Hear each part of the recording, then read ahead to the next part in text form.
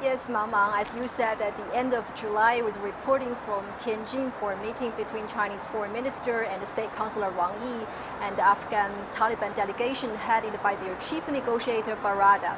At that time, Taliban claimed to control over 80% of Afghan territory, but no one ever thought that their advancement is so fast that within weeks they can occupy the capital city.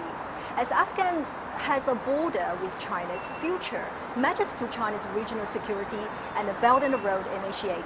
Therefore, China wants to play a constructive role for peace and reconstruction in Afghanistan. There are three focuses on China's policy in Afghan issues. The first focus is that China will not interfere with Afghan domestic issue and still follows the Afghan-owned and Afghan-led principle. This means China respects Afghan people's right to decide their own destiny and future, and is willing to continue to develop a friendship and cooperation with Afghanistan. Secondly, I think China made clear to Afghan Taliban in Tianjin last month that they must make a clear cut with the terrorist group East Turkestan Islamic Movement, which poses a terrorist threat to China's sovereignty and national security.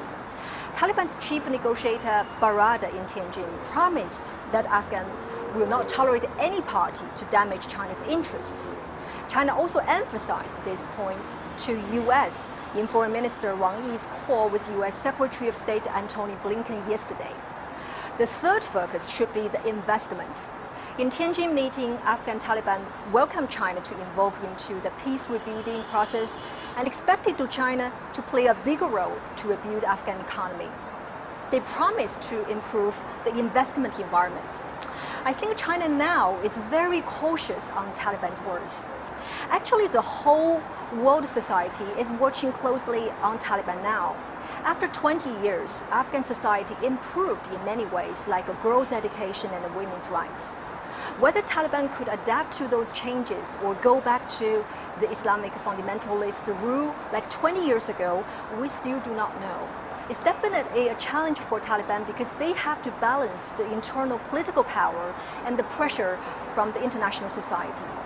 Now, China urges Taliban to implement its previous commitments, ensure a smooth power transition, and create an inclusive government.